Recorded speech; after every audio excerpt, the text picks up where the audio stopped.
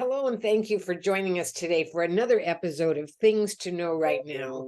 And today we are discussing paying for care. And joining us to explain options available for paying for care is our Medi-Cal expert, Lisa Ramsey, who's the owner of Medi-Cal Consulting Services. They are a team of former Medi-Cal workers with experiences that include successful appeals. They have been trained by the government and they know the landscape, for lack of better words. Lisa, welcome. I've known you a very long time. I'm so grateful, A, that you're doing what you're doing, B, that you're joining us this morning, and we're here to educate our audience on things to know right now that they probably otherwise don't know. So caring for someone with Parkinson's is very expensive. And the avenues that are available for paying for care, such as a care facility or paying for a spouse that is taking care of a person or a partner, it doesn't have to deplete all of the cash or available assets. What do they need to know? Well, first of all, Medi-Cal is not really what people think. In my opinion, it's health care on steroids. And many people are eligible, but they think they're not because of so much misinformation that's been put out over the years. And some of that has come from the source itself. I mean, I don't know if you can believe this or not, but I know many people who have actually called the Medi-Cal office and gotten misinformation straight over the phone, telling them they don't qualify or whatever the reason is. It's just bewildering. And it is.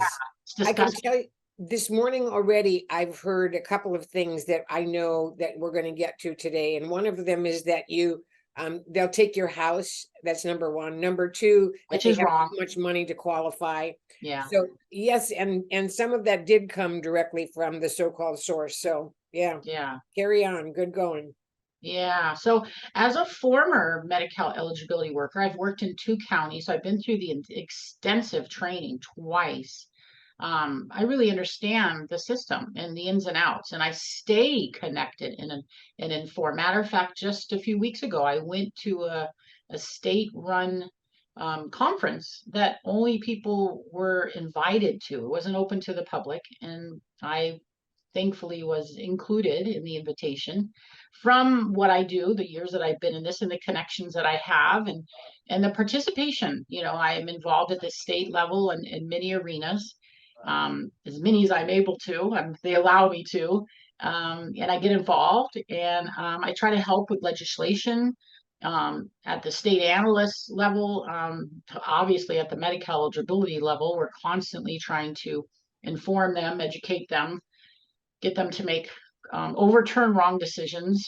It goes on, and it's just sad. But the truth of the matter is, one of the major, if I could mention, just to get this off my plate and just put this out there, which is huge, is that on January 1st, 2024, which is just a little over 2 months away, Medi-Cal is making an unprecedented change.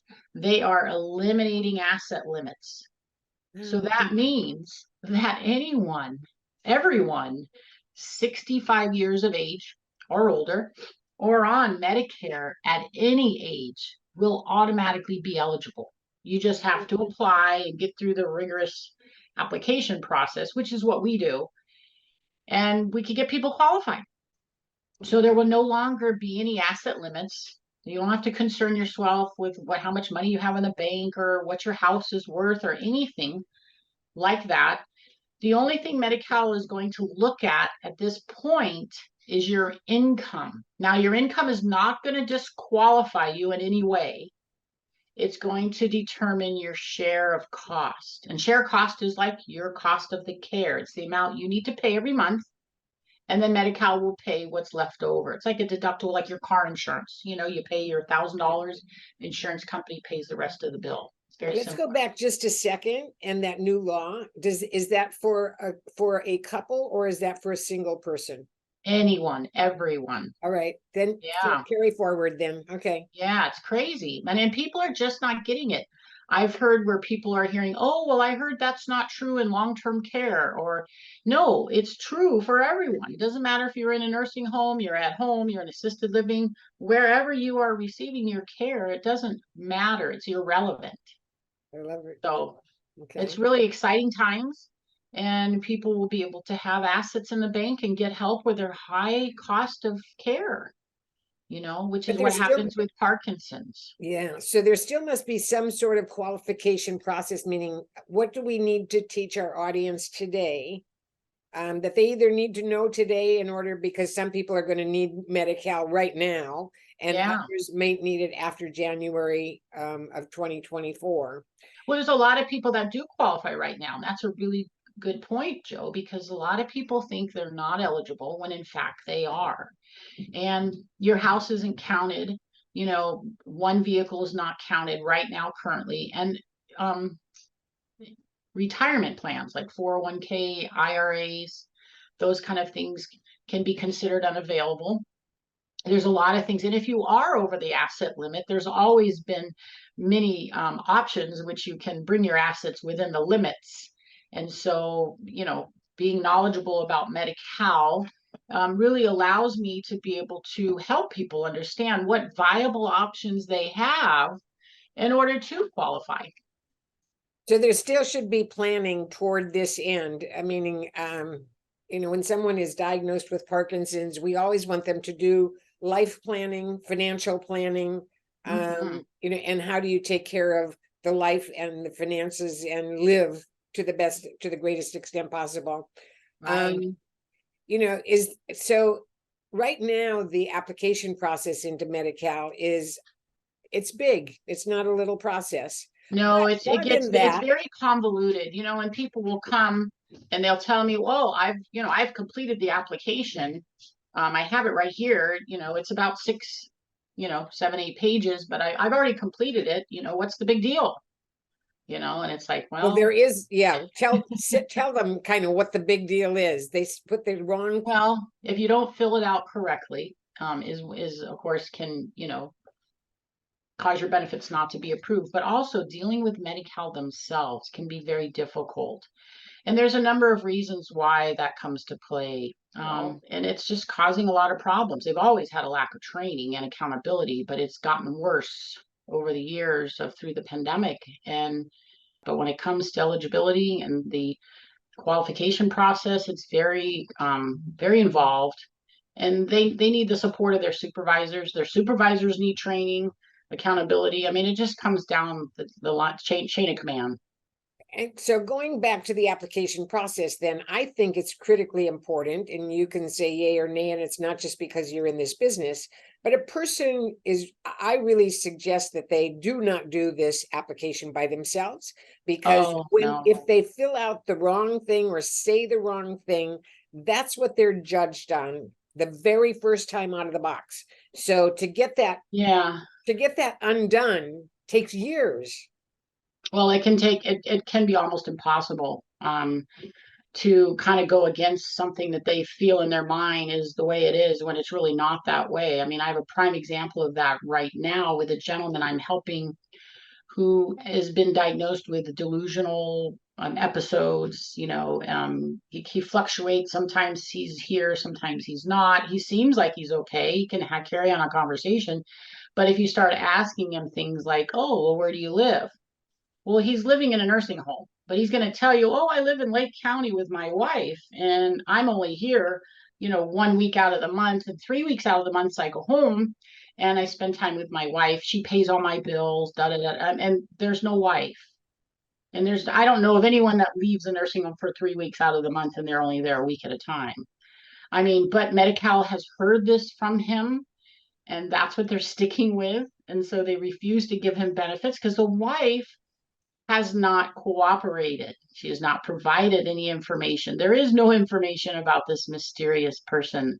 So, this has been an ongoing saga. We're trying to battle and get Medi-Cal to realize that he doesn't know what he's talking about and he's confused. Just confirms, don't do it alone.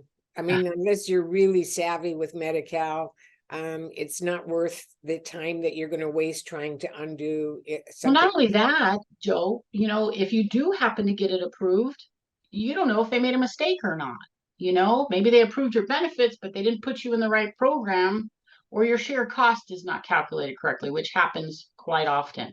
So, and since most people don't know the rules around share cost and how it's calculated, and there's various calculations, they're not just one figure, they're very complicated figures, especially when there's a spouse involved. When there's a spouse involved, there are so many options to help people. And so we strategize and we talk to them, we find out what's going on. There's different allocations that can occur, and different programs you can utilize to get that zero share cost. And that's the ultimate goal, is to get a zero share cost with Medi-Cal. It's not just about getting approved, but it's getting that zero share cost. Yeah.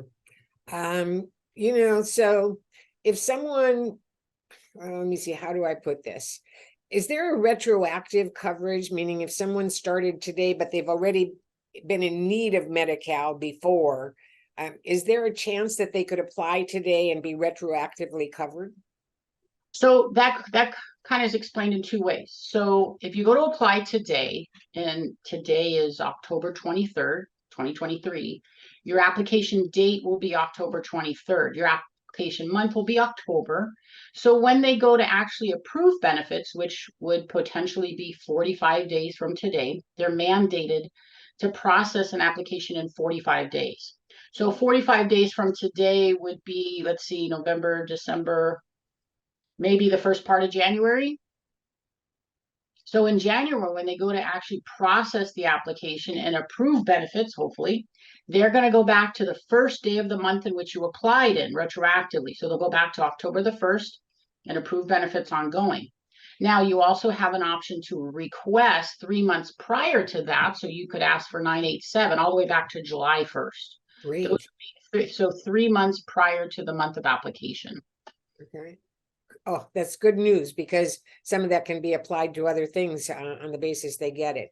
Absolutely. So And there's also something where you can use unpaid medical bills. Like, so let's say you had a stint in a nursing home a year ago, and you still have a $30,000 bill that didn't get covered at that time, and now you're applying for Medi-Cal. There's a provision that allows us to take that unpaid medical bill and apply it towards your current share of cost.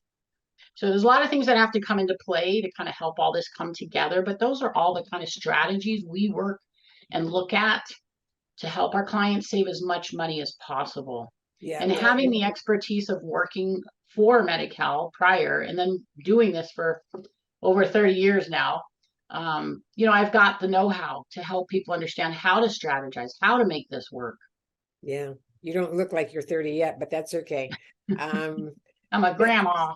So most of us kind of know that Medi-Cal will cover nursing homes.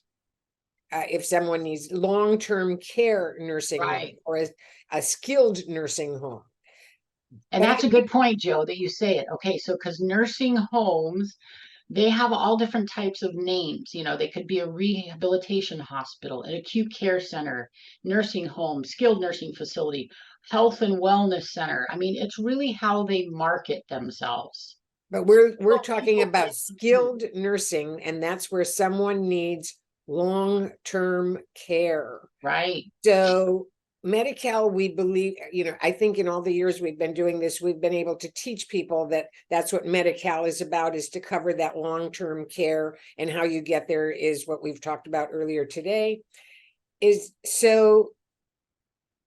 there Medi-Cal that's available for a family outside of a skilled nursing facility? Oh, absolutely. Absolutely. The aspects of eligibility of Medi-Cal, but then it goes into the programs and how these benefits work. And they're amazing. These programs truly are amazing, and how they can help people. People just don't understand how to tap into them, or even what to call them. Where do I start? I know, and I keep telling people, long time ago, this foundation was created so that nobody would fall through the cracks. And this is what we're talking about. It's there. How to get to it is critical information, and what to do once you get there as well. But Yeah. and it's planning to get there. All these things come into play. So So let me answer that a little bit more in detail okay, for you. You had asked about long-term care. So yes, there's definitely help with Medi-Cal in a nursing home, long-term care facility, skilled nursing facility, acute care, rehabilitation hospital. It's all one and the same.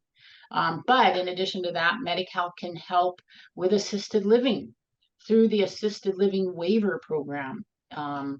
There's over 50 pages full of communities that are participating in this program right now.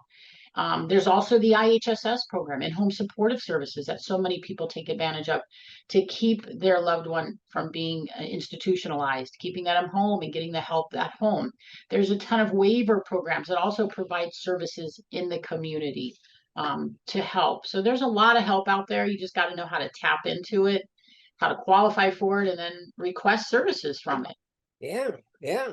I'm so happy that you're there, Lisa. You have no idea. I mean, all these years we're just growing better together, aren't we? Is there a difference between Medi-Cal for individuals and the resources that are available for married couples or domestic partners? That's a very good question. And a registered domestic partner just got a new client the other day under that category, and Medi-Cal looks at them as they're married. So the same rules apply under a married couple as a registered domestic partner. But the benefits that are available are the same, whether you're married or single. So the benefits are the same, but how eligibility is achieved is what is grossly different. Huge. It's a huge difference. Okay, good to know. So if you're in a domestic relationship, you know, and You're a I registered domestic partner, officially, then you looked at as though you're married, and you have all the added benefits, so to speak, of being married. And it's really a benefit because of the HCBS waiver program. HCBS stands for Home Community Based Services, and that's what allows an ill spouse to be able to allocate income and assets to their well spouse so they don't become impoverished, and be able to get the care that their ill spouse needs. And that's basically the idea of that waiver program and the spousal impoverishment rules. yeah, this always tickles my heart to have this knowledge. I just hope we're hitting enough ears that understand this Yeah. is really important things to know. So on that basis, then I think many people think that long-term care is covered by medical insurance or Medicare, a lot of them think Medicare is going to cover them through everything. And it boy, do they doesn't. get a shocker when the Yeah. time comes and they need help and they now realize my Medicare is really falling short. Well, any insurance. So if it's Blue Cross, Anthem, whatever, whoever it is, United, they do not cover long-term care or skilled nursing living. So Yeah.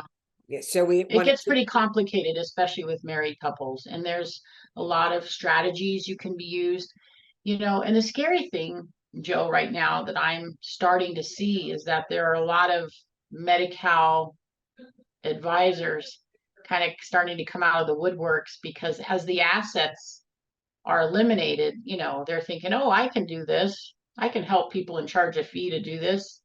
But they don't really realize it's still pretty complicated when it so comes there's to a share point class where calculations. we might ask you to write an article on how to choose a Medi-Cal consultant, huh? So that Yeah, you really, in any kind of advisory position, whether it's Medi-Cal or wherever or whatever, you need to really ask the professional, what's your background? What's your major focus of your business? If they say, oh, well, I'm a financial advisor, but I help people with Medi-Cal too, or I'm an attorney, but I also do Medi-Cal applications. It's like, what is your primary source of your experience? Because this Medi-Cal stuff can get very complicated, and and it people also are it thinking that it's not. changes regularly.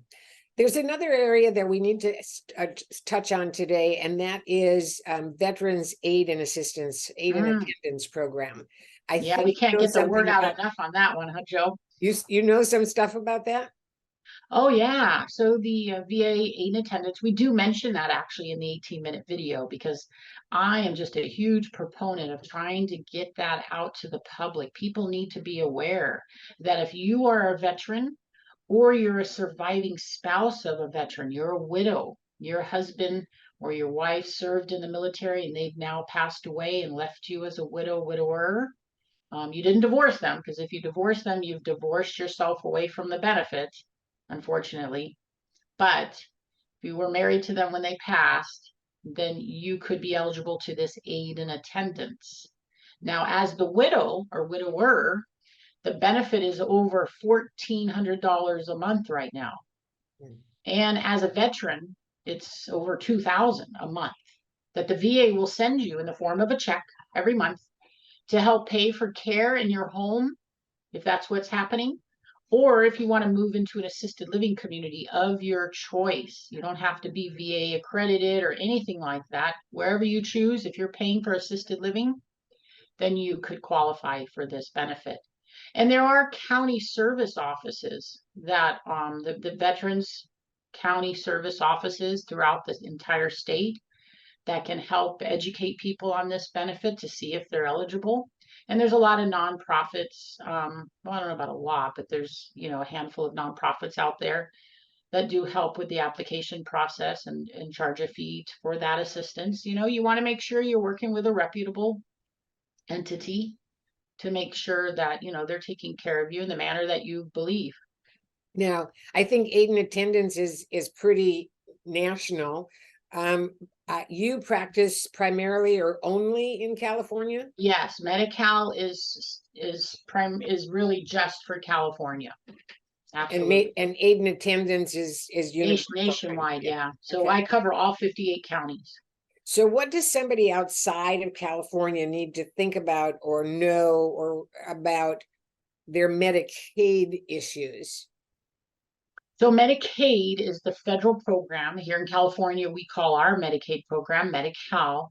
Different states call it different things. Like in Arizona, it's called All Tax. They have different names for it, but it's basically the federal Medicaid program.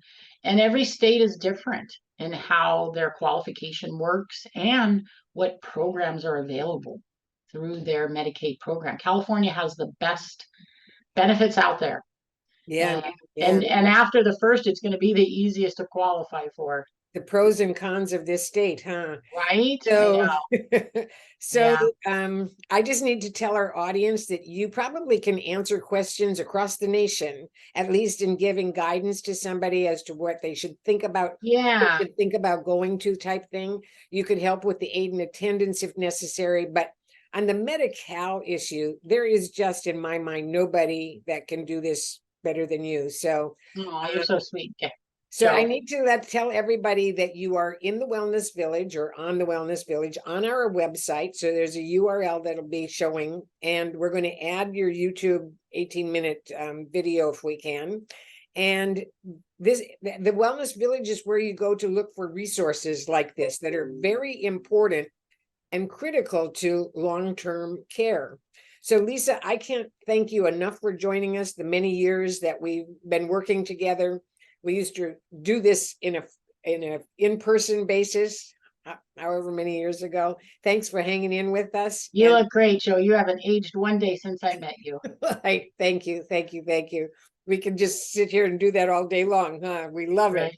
Yeah. Anyway, well, if you do something you love, it doesn't feel like work. Exactly. So I want everybody to know that they can like this video because it's going to be on YouTube.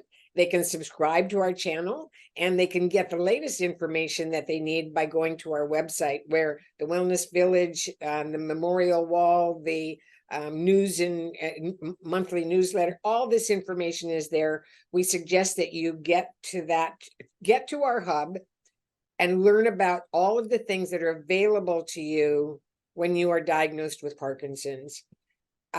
You'll get to meet Lisa directly at a village meeting. You'll see her articles in the newsletter. It's the best that we can do, provide you with as much information as you need or want to get through the journey of Parkinson's. So Lisa, thank you so very much for being on board with us today. and I'll look forward to seeing you in the near future. Oh, I can't wait, Jo. Thanks. You're Thank amazing. you. Bye.